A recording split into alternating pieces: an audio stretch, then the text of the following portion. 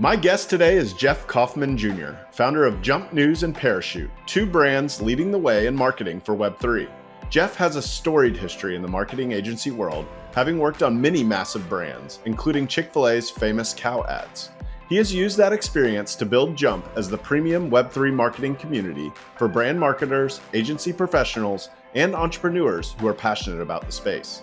We talk about the evolution of Web3 and the Jump community, and most excitingly, we discuss Jump News 2.0 and the future of content creation in Web3. LFG, baby, let's start vibing. Zach French is a bar-certified attorney, and nothing expressed by Zach during Web3 with me shall be considered legal advice. All the opinions expressed by Zach and his guests are solely their own opinions. All content in Web3 with me is for informational purposes only. Zach and his podcast guests may maintain positions in the securities discussed during Web3 with me. Welcome to the show, Jeff. Oh, I'm glad to be here. This has been a long time coming. Ever since I had Brennan Schluter on the show forever ago, I joined your community, the Jump community. I have just felt the love in the community and the value that it provides. I love what you're doing over there. I'm excited to talk about it today. That's good to know that Brennan was sort of the doorway in. Brennan and I worked together, it feels like 10 years ago. Maybe it wasn't that long ago, 8 years ago, but doing all kinds of, just working on campaigns, working in the ad agency world. Yeah, I can imagine that you guys have a lot of shared knowledge. He Yep. definitely had a lot. I think he was the first person I ever had like 10 shorts that I pulled out of the episode. Oh, because nice. there was just so many nuggets of info. So. We loved working together. You just come across those people in your career and you just jam and you're just always vibing and syncing on ideas. And it continues today, even though we don't work in the same agency, or he's off doing his thing, I'm off doing mine. But this is what community's for, though, right? We get to all come together and jam in various ways. I think, yeah, that's a big power of Web3, but also it's just working with friends is more fun. You tend to vibe better. You can be real with each other. You can have the more frank conversations, but also learn together. It's fun. It's fun. But anyways, the usual way I start the show is I like to introduce my guests with their founding story. What makes Jeff Jeff? This can start pre-Web3. Well, we actually need to go to 2005 and we need to talk about MySpace. All right, let's do it. Do you still have your MySpace account? I never had one. Oh, never had. I actually got Facebook in 2006, 2005, maybe. Okay, that's pretty early. So yeah, I mean, I would say what I'm doing now, there's a through line all the way back to 2005. 2005, I got super interested in two things: skydiving and the future of media and business and community. And I saw this opportunity to start a MySpace page for a local skydiving drop zone. And I didn't ask them if I could do it. I just did it because I was in college at the time and I needed a quote unquote internship. And I didn't like any of the internship options. And I was like, oh, why don't I invent my internship and just start marketing this local business on MySpace and helping drive business for them. I won't even ask them to do it. I'll just do it because I know the future is social. I know it's community. I know it's bridging online communities to IRL experiences and products and all that. All that was swirling through my head back then. And so I did it. They found out I was doing it. Then they started giving me free skydives. Then I started doing it more, so I didn't get in trouble for going rogue and marketing them. And you got a pat on the back. That's basically what I did in college. Like I just explored the early days of social media and community. Eventually, moved them into Facebook. Had the largest skydiving Facebook page in the world in 2007. That's when ads launched. I was in business law class at the time when ads launched, and I whipped out my credit card and I started running ads for Skydive Dallas on instead of listening to my business law lecture. Was just like, whoa, this is cool. Look at these ads that I'm running for this skydiving drop zone. And that was kind of my early days, and that just kind of dovetailed its way into the big agency world. I got a gig at a good agency First client in social media was Fruit of the Loom, the underwear brand.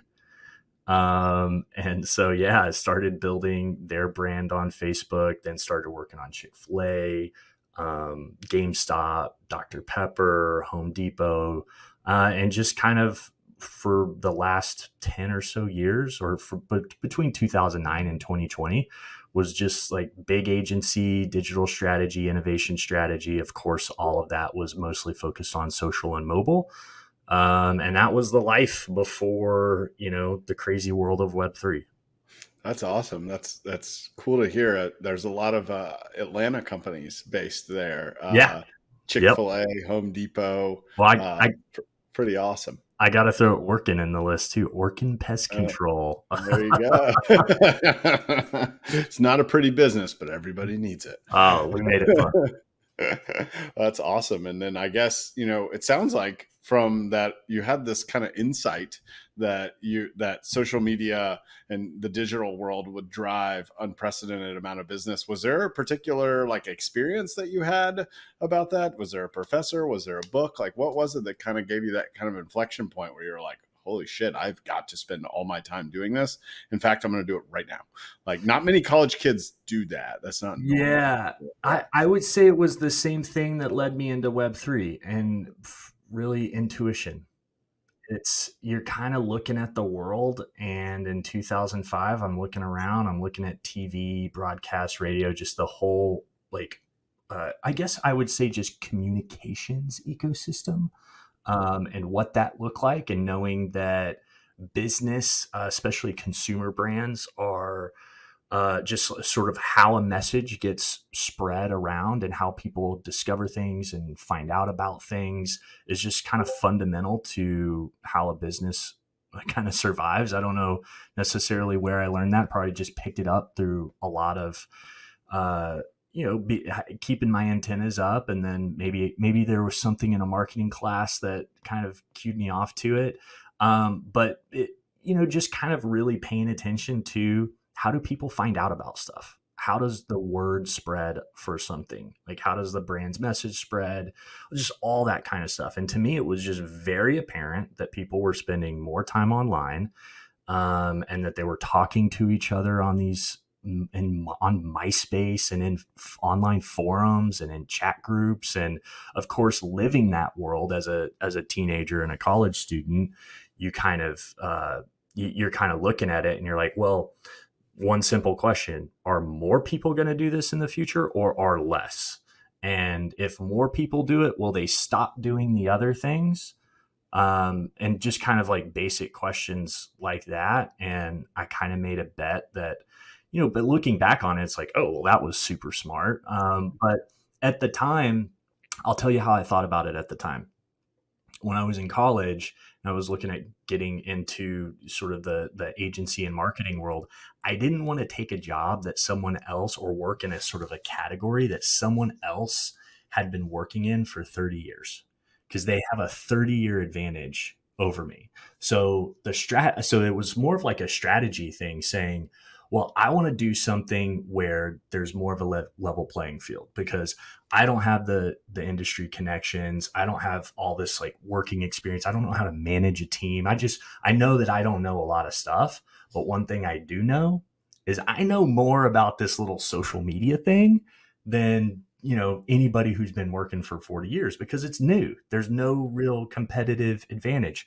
Now there's fundamentals to marketing and brand. There's a book that we both have that we love, the 22 Mutable Laws of Marketing. That book was written in the 80s. So there are fundamentals that don't change from decade to decade. But when you're talking about new mediums and new channels, learning those channels and how to operate them and how to scale them and how to be effective in them, well, those are all the tactical things. And so when I really looked at my career, I was like, I'm gonna kind of focus on something that I think is the future, and that I don't have a lot of competition in being one of the best at. And then over time, hopefully I'll become one of the best, and that'll be a competitive advantage for me. And that happened to play out. Eventually it got really boring. I kind of got to the point where I couldn't do another Instagram carousel ad. Like, just stop. I don't want to go to work if I have to do another Instagram ad. So what point was that? When was this? So I would say 2019, social and everything started to get really boring, which was kind of funny because that's finally when, and people don't think this, if you're an entrepreneur and you're sort of on the bleeding edge, it's hard to appreciate the world of the Fortune 500 and the Fortune 1000, and that how long it takes a lot of the world to come along and realize like what you realize. Like, the people who are listening to this podcast are so far ahead, out in front of everybody. And having stewarded brands from the early days of an innovation cycle, so mobile and social, and seeing how long it took for companies and organizations and people to come around, it took 10 years. So just as I started to walk into every sort of annual planning meeting as social, we're going to talk about social first. And that's 2018 and 2019. That's when it started to get boring to me because I'd been doing it for over 10 years. Have you guys heard of omni-channel marketing? Yeah. Wow. Seriously, it was more than 10 years before these big annual planning meetings would start with social. And the reality is they missed the prime opportunity because the best time to go all in on social was 2012 to 2017. That 5-year window, the ROI was absolutely insane. Same could be said for search. 2000 to 2005 was just the banger years for ROI. Doesn't mean that these channels aren't effective now, but they weren't as effective as they were then, especially just from a bottom line perspective. So yeah, 2019, things started to get pretty boring. And I started to kind of look for, what's the next crazy innovative thing. And to be honest, I was looking around, and in a lot of ways, I was like, there's nothing interesting happening in media, communications, marketing, brand building, community strategy. I was honestly looking at how do I just transition completely out of this industry and maybe go work at a biotech company, aerospace, or just some crazy innovative industry, and just be the marketing guy and just be like, hey, I know marketing, I don't know biotech, but I'll learn it, and I just want to work in some field that's super innovative. But lo and behold, I come across social tokens and NFTs in early 2020, and just that kind of lit my brain on fire. Yeah, what was it specifically that you saw first? So I went down this crazy rabbit hole where on A16Z's website, in like the footer, I don't know if they still have it, but they list every investment they've ever made and link to the company. Wow. And one night at I stayed up almost all night looking at every single company that they'd ever invested in. And I was categorizing them because here's what it is. I was looking for innovation and somewhere I could like apply my skill set. And I was just like, A16Z has this like filter of, okay, this is where innovation is happening. So they've solved like one big sort of filtering for me. And so I'm just going to look into every single investment. And somehow I came across the term Web3 through that research. I don't really know exactly. It was some website that led to a Twitter account that led to something. And it led to Chris Dixon's post, Read, Write, Own. This was before he developed that thesis. This was like before that. And I somehow came across the term social token and NFT. And so this is important. Since I was running like a social media service in the agency world, I had social listening was part of that service. So social listening is where you scrape Twitter for conversation. So you can just pick a topic, you can just dive in, and you can see everybody who's talking about it, all the key decision makers, how they're connected to each other. So you can really break apart conversations and communities. across Twitter really, really easily. And so when I came across social tokens and NFTs, I used this high-end social listening software to just scrape Twitter and figure out who's talking about this, and who's the most influential, and how are they connected, and what projects are they connected to. And so when I did this for the term social token, there were 14 mentions of that term social token in a month. That's how. And then NFTs was like 30 times. Like the term NFT was being mentioned on Twitter 30 times. It was tiny. There was like 20 people talking about these things. I'm not kidding. The few people that had crypto kitties and crypto punks probably. It was, I couldn't believe it. I was like, I was looking at it. I just felt very lucky that I had stumbled across it, because it was just a complete rabbit hole of like research and just kind of trying to find something cool and interesting. But I'd followed crypto and blockchain for a while, but it's just like, to me, it was tech and finance, and I was fascinated by the community aspect, and fascinated by the culture. But I had no idea, I didn't know much about CryptoKitties in 2017. I didn't follow that. I kind of vaguely maybe like heard about it, but it just didn't kind of make sense. And I didn't spend much time. It wasn't till early 2020, and I was doing this social listening research, and found, that's really the first people in Web3 that I connected with and started to build relationships with, was that early group of people on Twitter. Yeah, that's interesting. I mean, one, like, it's amazing because you have the purview to like go in, and you can now, if you try to have conversations about that, there's so much noise. Right. There's like zero signal, right? It's all noise out there. But at that point, it's probably pure signal, right? It absolutely was. And that's, I wish I still had a subscription to some of this powerful social listening software. I want to play with it. It's so cool. Like, for example, the recent craze around BRC20s, or Pepe, the meme tokens and all of that stuff. If I still had that software, I'd be doing similar things. When these new terms pop up that you haven't heard, you immediately run the social listening analysis, and you see, okay, when was the first time this was mentioned on Twitter? Who mentioned it? Where did the conversation spread from there?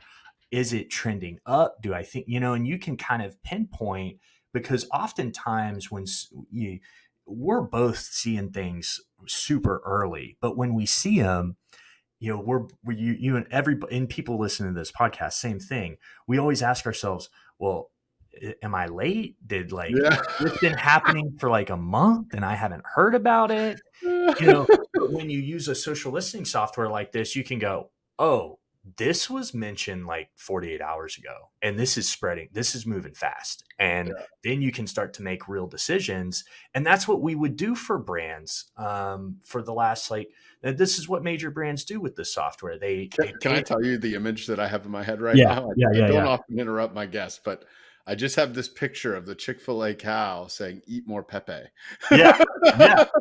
Yeah, exactly. Yeah, as brands, you kind of look for these moments of conversation that are spinning up, and you're like, okay, is this catching momentum, and is this appropriate for us to jump into? Well, in terms of crypto, is this gaining momentum, and should I degen some money into this? Well, it's so easy. I think on the other end of that, as someone who is not particularly experienced in the analytics side of social media, I think about like the echo chamber that it feels like you're in when something like really goes viral. And like the first thing that comes to mind was Jack Butcher's checks. Yeah. Right. I had alerts on for Jack because I respect what he's doing and I love it. And then just happened to catch his checks. I bought a few, and then like everybody's talking about checks. But like is everybody talking about checks, or is it just all the people that I'm following, Yep. or is it just the algorithm feeding me everybody that's talking about checks Yep. because I've liked a few Yep. checks? What you're saying is that this software can give you the objective truth.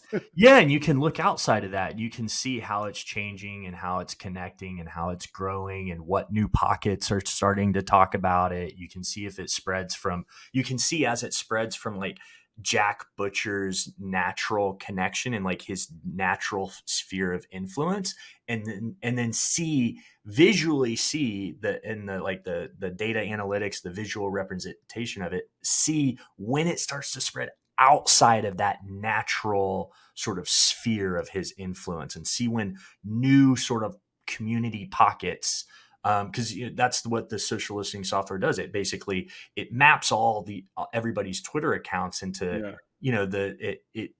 there are communities on Twitter. It We looks just like can't an see them. ecosystems kind of, right? Yeah, we can't see how everybody's linked together, but there are all of these communities on Twitter. You just can't tell. You just can't see them. Yeah. It's interesting. It reminds me of like at one point that there was like, I don't know, it was a meme or like whatever it was where you could have the like circles and it would show you the people that you're connected with the Yeah, most. And like, imagine if you could just aggregate those, cross-reference them, and bam, you have yeah, it right yeah. there of like who's connected to who. And it probably has time of connection, how long they've been connected. I mean, Crazy yeah. stuff. Yeah. And Crazy stuff. like, is that kind of thing, and this is kind of a nerd question, but like, is that kind of thing still possible with them closing down like all third-party clients on Twitter? Or is that just something that they pay a shit ton of money for and then they pass that money on to the customer because that's why the software is so expensive? Yeah, I don't know. I haven't used that software. So I left the agency world to do Jump and my own thing in 2021. So we're 2 years past that. And all this stuff changes so fast. Yes. If I did a little research, I could probably figure out pretty quickly. But it's basically if Twitter's APIs are open and that specific data stream is open, then it exists. If they shut it down, then there's a bunch of companies that are going out of business literally because they built entire business models around social listening. I think that is a lot of like when they did do that after Elon bought them, a lot of the use cases that you hear for Lens Yeah, protocol and Farcaster and Blue yeah, Sky, like they're saying, hey, look, we're not going to close it. We're not going to close our APIs down. This is a permissionless protocol. yeah, And you can go build your own. yep, Which is interesting. I mean, I get it though. I get why they do it. They shut it down because what if Twitter made a business out of that? It is yeah, their data, right? And if they shut it down, then they make their own. Then they make more money, right? yes, yes, Which is interesting. So, all right. So you catch on to this by probably one of the most amazing things I've ever heard is going through every single company on one of the largest VC websites yeah, in the world, and just finding this thing that is not mentioned by many people, but venture capitalists find some sort of reason or theory that they feel like they should be investing in it to get a little bit of exposure. How do you transition from first talking about social tokens to the idea for Jump? So this is a good question. So when I came across it made so much sense to me. I thought back to my early days of Web2 social and how I entered the industry and things that I wish I had done differently. One of the things that I didn't realize in the early days in late 2000s, 2008 to 2010 is I didn't really appreciate and understand how early I was and that I had this insight. And what I wish I had done differently was I wish I had talked to more people. I wish I had built my network stronger. And I wish I had been more involved in the industry from a community perspective. And so the first thing that I did when I came across all of these concepts of Web3 and NFTs and social tokens is I said, okay, I'm going to build a trends presentation after doing several months of research and starting to understand it. I'm going to build a trends presentation. I'm going to tell the story. I'm going to tell what's happening. I'm going to talk about the implications. So this is 2020. This is during lockdown. And so we're all sitting at home on Zoom. And oh, by the way, March 2020, all my clients stopped advertising. So I have way too much time on my hands. Right. And so I'm able to spend more time sort of researching and just thinking ahead into the future.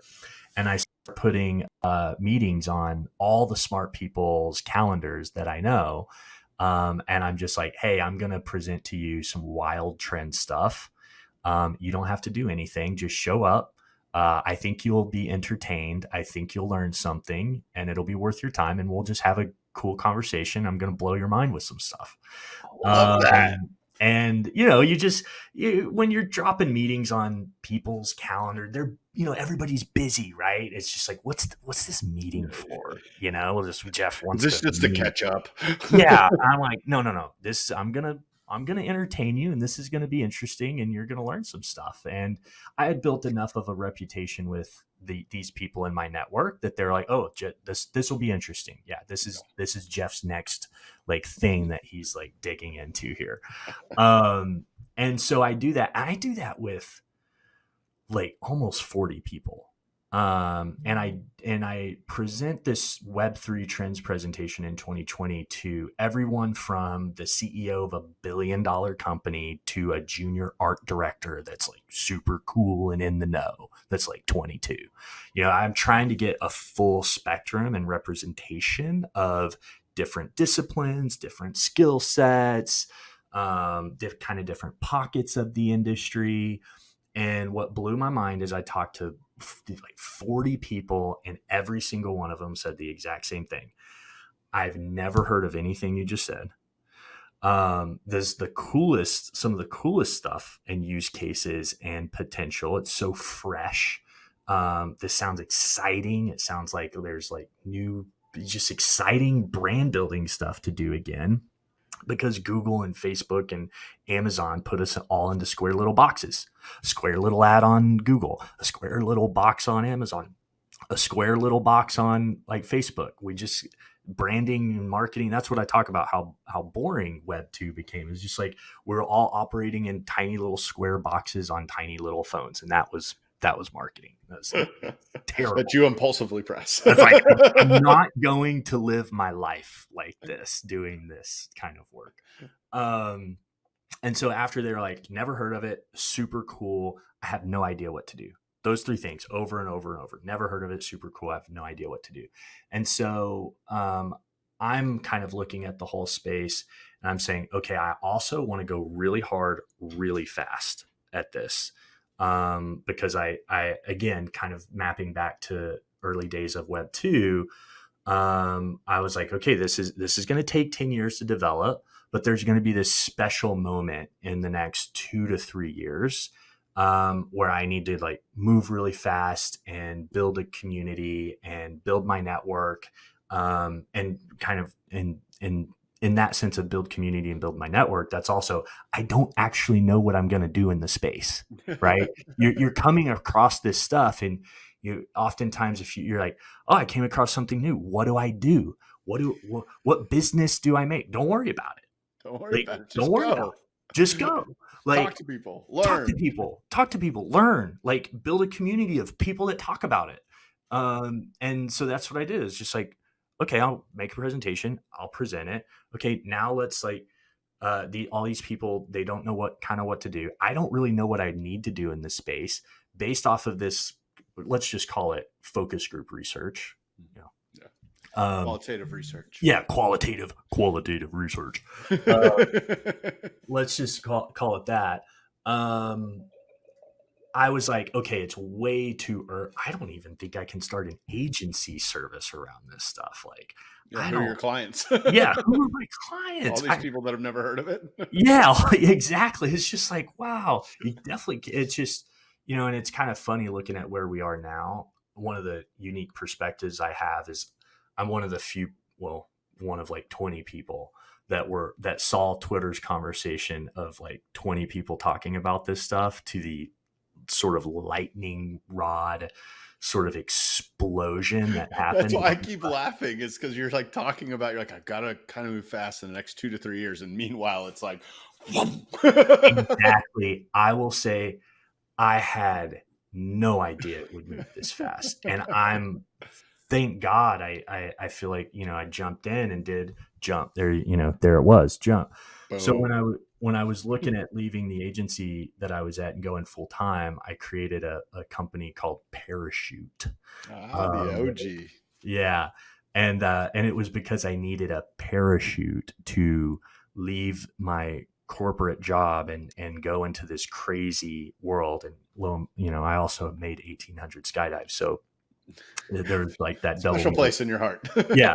So I was just like, okay, I created a company called Parachute. It's going to do something in Web3. I have no idea what it's going to do, but here's my, I'm going to start, shutting, transitioning my P&L and all that stuff. And I'm going to leave and I'm going to figure something out. During that process, really, I knew I was going to leave the agency I was at for about a year. So I game planned for a year before leaving. And during that time, that's when it just, after that focus group research of, people need to jump into Web3, right? That's what we need people. I need to help people jump into Web3. Let's start with a community. We're not even going to have any sort of business model. Some sort of product or service will emerge. I will meet people who are just as passionate about this, because that's kind of another rule that I had that I think is applicable to anybody in any industry, which is just don't try to convince people that aren't ready to be convinced. Go find the people that already believe. They are at least as smart as you are about the space, or learning very quickly. And you learn from them, and then start building stuff, and let the rest of the world catch up, because they will. Obviously, we have to do our work to help move the space forward and whatnot.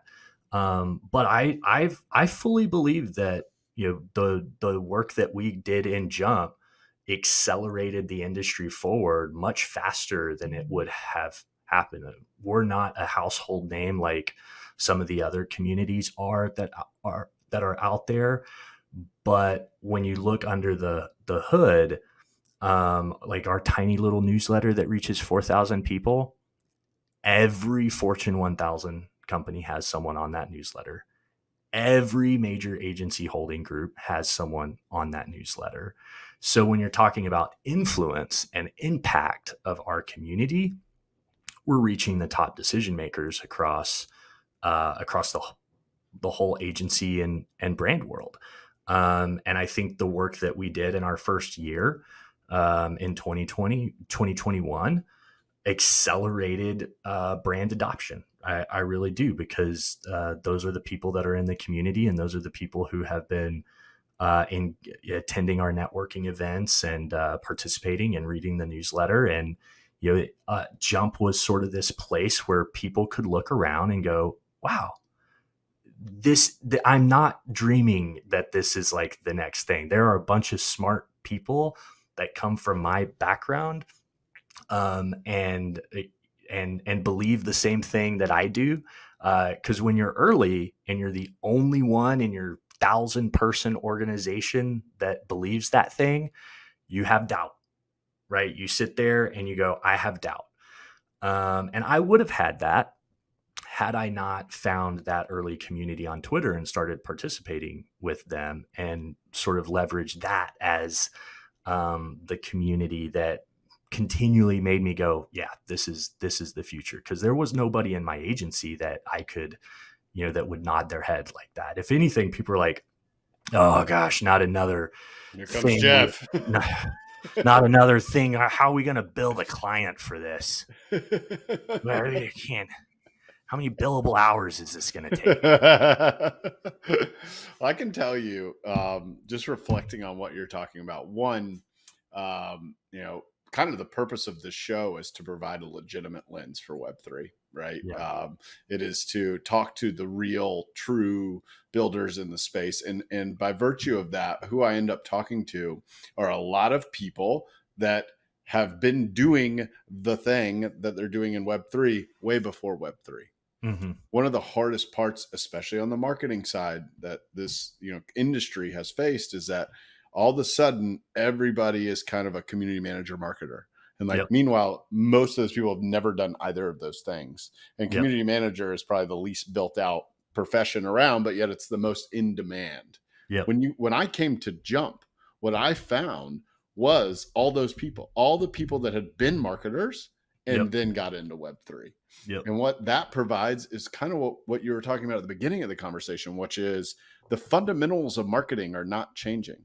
Right. The means, the mechanisms, the medium upon what you market is changing constantly. Yep. And Web3 is changing that, as far as I'm concerned, forever. So it's just Yes. so beautiful that you've been able to capture those people because of your reputation and the ability to have these conversations with people like you did, where you presented a report and it was value add for people, the same value you're adding at Jump. And it was exploratory, right? Hey, Yep. no intentions here. I just want people who think this is exciting to enjoy it here. And Yep. what are the people that I think is exciting, enjoy? They want to know the latest happenings and they want to talk to each other about it. Yep. And it's beautiful how it's come together. Big Yes. kudos to you, sir. Well, it's been fun. It's been fun. And we've, luckily the best part about it is the people that I have ultimately met through this process. I would have never met had I not just gone down that rabbit of trying to build a community. This is a fun stat. In fact, in the first year when the community was opened up, it's always been application, but it still is application based today. But in that first year, one of the things that I did is everybody who was approved, I would send out a calendar link to my calendar and I'd say, hey, you've been approved. At any moment, throw some time on my calendar. And that was really important community building and creating like a sense of like, this community is a safe place with real humans and real professionals. And even though we have weird photos and sort of like Discord handle names, I met the guy on the Zoom and he talked to me and he's got a real background and I know where his LinkedIn is. He looks like he's, legitimate and been around. But over that first year, I talked to 700. I did 700 one-on-one Zoom phone calls. Oh my gosh. So when I left the agency I was at, my first full year in Web3 and building Jump was basically like 4 or 5 Zoom phone calls a day. And I would have no idea who, Sometimes they probably didn't turn their camera on. They actually did. They actually did. Oh, they did? Okay. I would say 90% plus were good. camera on. And that's what I did. And through that year, I met amazing people. Some of the people that I met, they're major partners in crime now in terms of what we're building. And they're based all over the world. Yeah, I think as I've encountered, obviously starting with Brennan, I've had Chris from Flaunt on the show, people throughout the Jump community. It's like everybody just jumped in and they're like, how can I help with this? Like, it was like, just like there was so much gratitude towards what you were building that everybody like kind of felt like an obligation to go in there. It wasn't like you jumped in and you're like, how do I get on an allow list or wind moon or, people just sending rocket emojis or any of that kind of stuff. But yet it was still natively Web3. I still maintain it is the best built out Discord that I have ever seen. Well, if you're talking about the actual technical implementation and structure, again, that's a community member who built that out and runs it. The Discord layout I created was terrible. But the people were good and the intentions were good. And luckily an individual by the name of Peter, who runs the Discord Guru, he came in and he was like, let me help. let me clean up this Discord and make it a little better. It's like, all right, cool. I just met you, but here's the admin password and go have fun. Yeah, that's funny. You have an ability to put trust in people, it sounds like, very early on. Like you have a good intuition about whether that's a person that you can do that. That's the last time I think was off mic where you mentioned, yeah, sure, here's the Twitter password. Go ahead. Yeah, we've handed the Twitter password out. And, it's just kind of like, One kind of way I go about making decisions is if if it doesn't seem like something like terribly detrimental could happen, then I just kind of run with it. Like if it can't be reversed, then I put a lot more thought into it. But if something can be reversed, then I don't really care that much if it goes wrong. Now, we do know that a Discord getting shut down and all this kind of stuff, or Twitter accounts getting hacked and fake mints going live, those things can be very bad. But no, there's just, by the time you get into the community, there's almost so many filtering mechanisms that by the time you're there, like, and I don't know, at some point someone's going to get through the filtering mechanisms and I'll get burned, but we'll just wait until that happens. Yeah, I mean, look, man, these are exceptions that prove the rule. They aren't necessarily indicative that like the community is doomed. Yeah. There's just always, like, eventually when you get big enough, there are bad actors out there. Yeah. There are plenty of people that I have met in the space where we kicked it off and it was nice. And then over time, I've had to sever the relationship because I realized they weren't in it for the right reasons. They were in it to get rich. And don't get me wrong, like, we've got to make money for sure. But like, there's a certain part of our responsibility in being early to this space that like transcends getting rich. Yep. Well, 100%. So let me ask you this. You've talked to now thousands of people in the space. Yeah. You're running, for all intents and purposes, in my view, one of the most comprehensive marketing communities out there. I don't actually know. I know some growth marketing communities that are very growth oriented, but like yours seems more all encompassing as like the practice of marketing. Mm-hmm.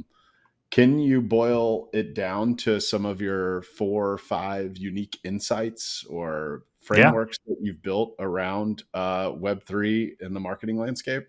Yep. So one of the things that I very quickly sort of held on to as a philosophy for how to build, and Jump is being built around this philosophy. And this was something I think I developed in 2020, which was that social NFTs are a social graph, right? So the NFTs can be a lot of things, and one of the things that they can be is they're a social graph. And what I mean by that is, if a group of people hold the same NFT, they are connected on chain. They're a graph. They're a data layer. It's the data layer, and then we just need these portals on top of the data layer to create the experience layer. So what we wanted to do with Jump, for example, is take that idea and really run with it and just say, hey, if we all hold this thing, we are a social graph. And then now our challenge is to create experiences around that social graph. And so one of the things that I oftentimes find interesting is this whole concept of Web3 social. And one of the things that I guess one way I look at it is Ethereum is a social network. It is a social network. Everybody who holds the token already is the data layer. Until they spend it on NFTs. Right. Then it's a new social layer. Yeah.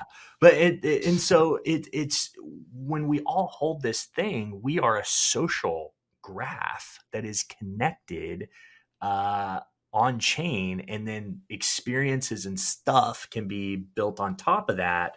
And so when I think of like Web3 social, what I really think they're trying to focus on that like layer above the social graph, although, there would be arguments that they're working on the social graph as well, but it's really just social graph on top of social graph. So I think a lot about it in terms of when you hold a token, you're a social graph.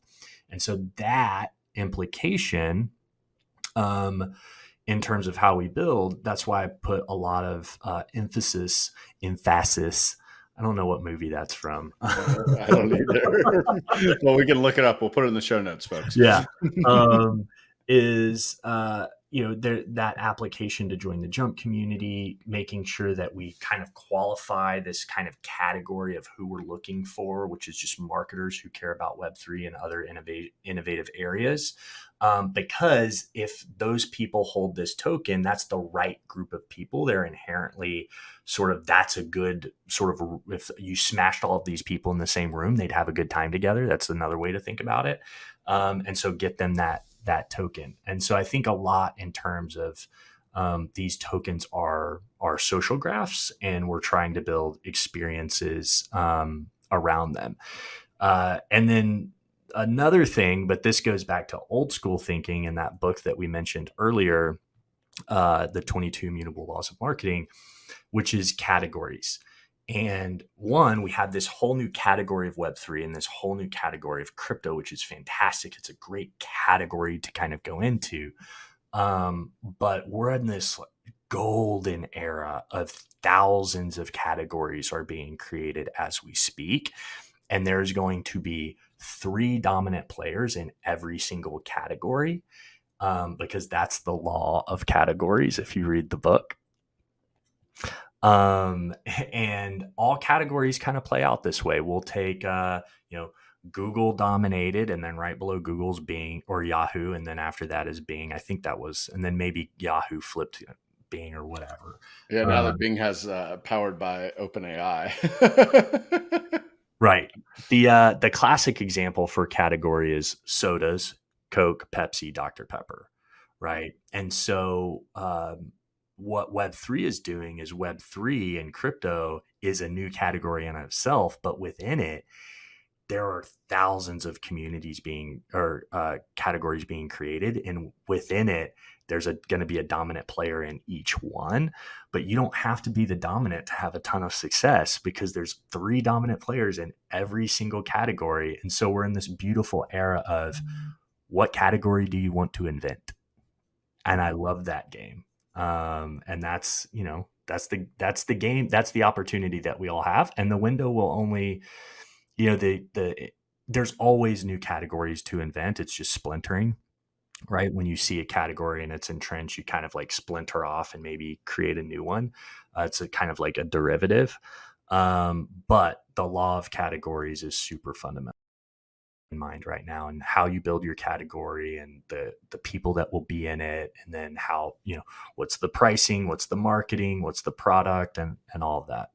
Well, that's beautiful. I know that you have put both of those core insights into launching Jump News 2.0. Yep. You want to talk about that a little bit? Yeah. So we've got jumpnews.xyz, and the 2.0 version just launched, and that was very exciting. Basically, we had what we would call is just kind of a public beta version that went live in January and was live up until maybe a week or 2 ago when the 2.0 version launched. And 2.0 basically meant we rebuilt the whole thing from the ground up. And the reason we're able to do that is because we're smaller. We're not, there's not a bunch of eyeballs on us. We could basically launch the alpha version, test it out live, see what we like, see what we didn't like, get community feedback.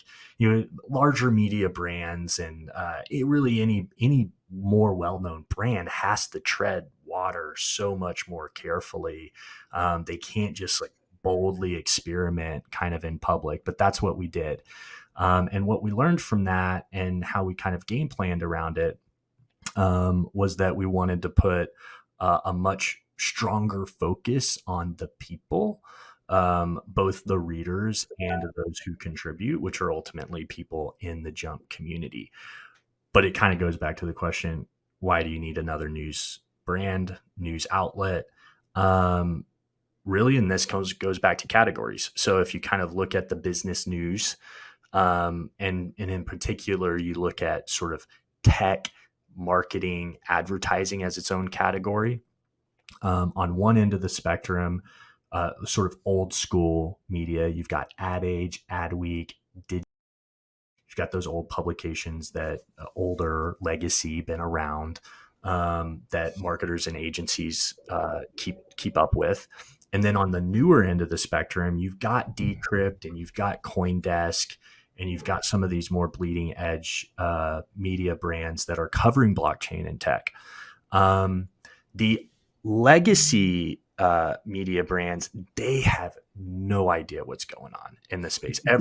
Every piece of content that They do. It's only scams and money laundering. Scams, and it's just they're not able to dig deep and provide the insights, and that's just the nature of information changing and just new stuff kind of evolving. It's tough to keep up and learn. And then on the other end of the spectrum, the Decrypts and the CoinDesks and these newer publications, they really come from the finance and engineering side of Web3. So their DNA is not rooted in brands and marketing and that side of the spectrum. And so there's this nice little category of, do you fundamentally understand the discipline of marketing, brand buildings, what CMOs and what agencies are looking for, how they need to digest this information, process it, what challenges do they deal with, and all that stuff. And then, do you understand the technology? And there's that huge gap. And really, when you kind of looked at our community that had grown over the past couple of years, there was really no other community that had the authority that checked both those boxes, which is we all come from this world of marketing and brand building, and we understand it. And we're deeply immersed in this new world, and we're building our community using these tools. And so we're the right people to talk about it. So that gave us the confidence that we could launch something, and that's Jump News. And it's live, and really we're in the very, very early stages. Some of the mechanics that are really cool about Jump News is when you sign up and you create an account and all that stuff, you actually have a member profile. If you don't have a wallet, we create one for you. If you're an OG and you like your Ledger, MetaMask, or whatever, you can use that. So we're really able to cater to both a beginner in the space as well as someone who's advanced. And through the sign up process, we meant an NFT to your profile. And all of this goes back to philosophical or strategic things that we want to accomplish, which is, rather than not just talking about Web3, we do want to talk about Web3. We talk about Web3 a lot, but we want to use the tools and we want to provide the experience of Web3 as well. And basically people get that. So our goal is to be able to, that every person and every brand and every agency and everybody that works in the world of marketing, they should have a Jump News profile. And just by interacting with this brand, they will learn about Web3 in an experiential way, in a non-financial way.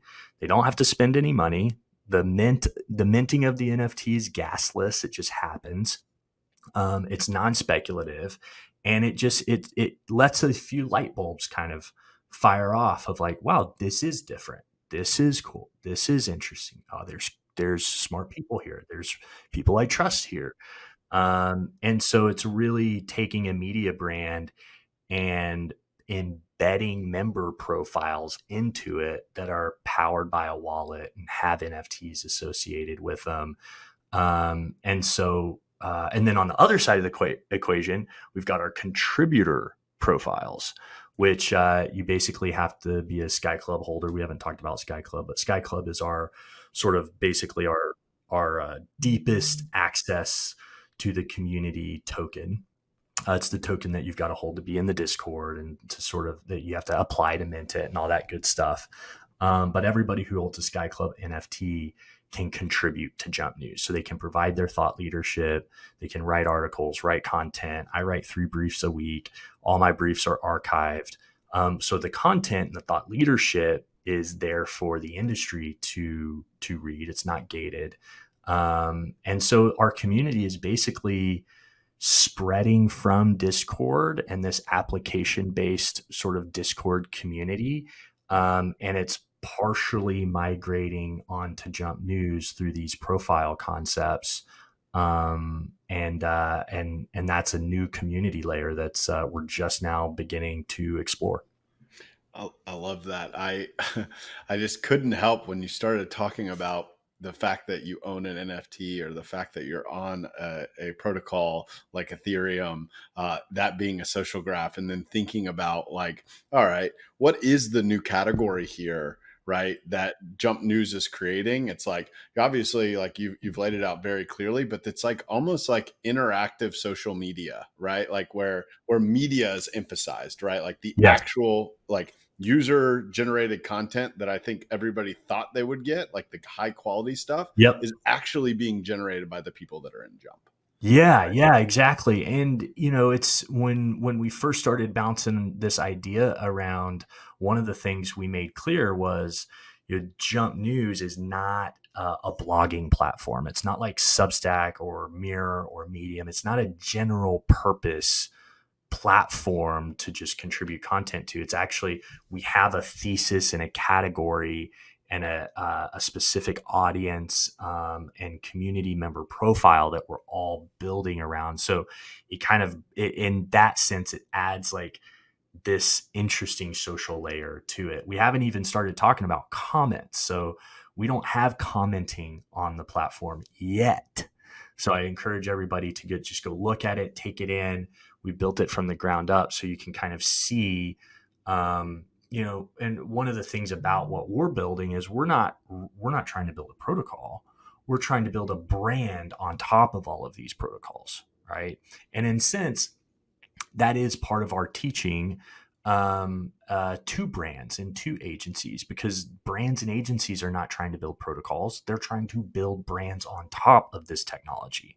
And so that's, again, through, if we're going to help educate, that's what we're trying to do, is we're trying to build a community-based brand on top of these protocols. And so, I think what we're seeing is what a new type of product, what a new type of brand can look like when it's built on top of these protocols and incorporates them at the core. And so when we do finally introduce commenting on the platform, that's when this many to many connection graph starts to form, because right now it's still it's one to many, right? A contributor talks to many members, but as soon as it's just one feature, and as soon as commenting is unleashed, you have many to many relationships kind of being formed. And that's, I cannot wait till we let that roll out. And by the way, when we think of commenting, we cannot just think of commenting at below a post, right? You have to think about commenting all over the post. Just let that sink in. Mm-hmm. I know, because who the fuck wants to keep scrolling to the bottom of the article? Right, exactly. I like this paragraph. I'm going to start writing something about this. Yeah, I like this paragraph. And then a thread, look at what Google Docs is. Google Docs is an amazing, when you have a Google Doc and you have all these conversations that kind of bubble up when a community is talking about a document. If you're deep in the DAO world, right, someone will throw out a proposal, and then you could have hundreds of people commenting on that Google Doc, and it's fascinating to see. There's a lot better technology in order to organize that, because you couldn't have 1 million people doing that in a Google Doc, right? You need some scrolling forever. Yeah. So what you need is the ability to filter, rank those comments so that the good ones are easy to find. And then in particular, make sure that when you're on Jump News and you comment, I know you commented on an article, right? Mm-hmm. Like, I want to know the things that you see and that you find interesting. And in fact, I probably care more about the article you comment on than any headline, right? I want to go to a media publication, and when I see the content on there, I don't just want to see headlines and content. I want to see what the people that I trust the most I want to see their perspective on that content. And right now, how we get that in our community is someone shares an article on Discord and we comment on it. Right. But how much better if that content was on a website in a structured article, and then you could have all that conversation right there on the article. And there could be, I don't know, 5,000 people having that conversation, but you're more or less connected to the people you want to be connected to. Yeah. And with Web3 technology, you can actually start to build stronger connections with Right. things like social tokens, Right. that can represent much more accurately than a like or a Yes. retweet or anything like that. Exactly. Yeah. If you, in a world of, you're seeing some content that's published about some NFT that you hold. We'll just use Bored Apes because everybody knows, that project. Have you heard of Bored Apes? No. No, it's the first time. Yeah. So if there's an article published about the next thing about Bored Apes or Yuga, wouldn't you want to know when you read the comments on that article? You'd want to see the comments from other Bored Ape holders. Right. That's what you want. You want to know that. And maybe there are other communities that you're a part of. And yeah, like you just said, I mean, you outlined it perfectly. Tokens create this social graph that products have never been able to tap into before, because you had to create your own social graph. You don't have to create your own social graph anymore. There's Or you had somebody already, creating it for you. and it's going to be constant. Yeah. And there's all these social graphs are being created, and it's up to brands and product builders to create experiences over that social graph. So that goes back to what you asked me earlier. Yeah. And I love that. It's such a good way to think about what is the future, not of social media, what is the future of how people will interact with this technology as the infrastructure. And Yep. guess what? I don't think it's going to be a Twitter clone, right? Yeah. I think it's going to be something like this that has a completely novel way of people interacting. And the only way that you can build something like that successfully is if you already have a group of high level thinkers in the space that can provide valuable insights that you respect, right? Yep. And man, hats off, Jeff. But we are nearing the top of the hour. This has been freaking awesome. I have my two traditional closing questions that I ask. The first one is, how do you describe Web3? Okay, here we go. How do I describe Web3? So obviously the classic is ownership, which I believe in. But when I'll go back, I'll tie it into what we're talking about. I think I think Web3 is about connections. It's about people at the center of the internet. And without Web3, we're not able to connect people in the way that we're really meant to connect online. That is, so I'm going to say, to me, Web3 is about connections. I like that. And then the final question is forward looking. Where do you see yourself in the space in the next 6 to 12 months? And then where do you see yourself in the space in the next 5 to 10 years? Oh man. Okay. In the next 6 to 12 months, I really hope that we have dozens, if not 100 people who have contributed content and thought leadership to Jump News. Part of the whole mission is, how do we actually accelerate the industry forward? That's what I'm really interested in doing. And I think, we've already done that, but how do we make what maybe would have not happened? It would have taken 5 years. How do we make that happen in 3 years? Right. And so, yeah, in the next 6 to 12 months, it's, getting Jump News to a place where we have our contributors and basically our thought leaders just accelerating and pushing the industry forward. And then, 5 to 6 years, or is that 5 to 10? And this is meant to be fun. So feel free to make the most audacious claim that you can think of.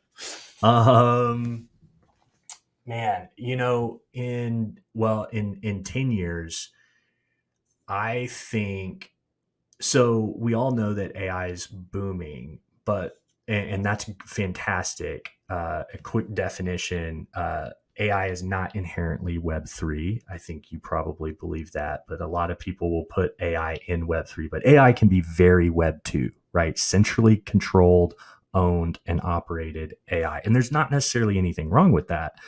But Web3, is ownership and people, and AI can be not people and centrally not Quite the opposite of right. people. It can be quite the opposite. And that's not to say it's bad. It has its use cases. No. But It'll be a part of building the third iteration of the web. Yes. And Fair. so what AI is doing, though, is it's massively accelerating the need for Web3, which is ownership and people. Right. And so when we look at 10 years from now, I think that, we're going to see global brands that have sprung up overnight, and they dwarf what we look at in terms of like a big brand. So you think of like Nike and Starbucks and these other types of brands, but what we're actually going to see is kind of what we see with Pepe, how Pepe, the meme token, just explodes overnight, but it's just a meme coin, and there's no real there's no tangible outcome that causes it's just fun, and it's a meme, and that's that has entertainment value and whatnot.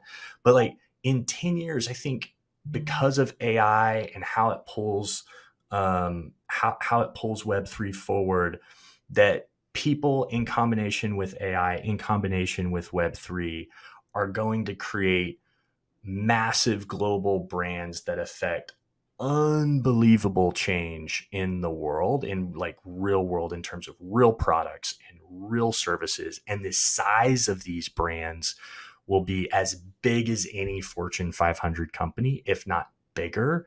And they will literally, be created what seems like almost overnight. But it'll be a lot of foundation that's being laid up until that. So we'll be audacious, and we'll say the number one.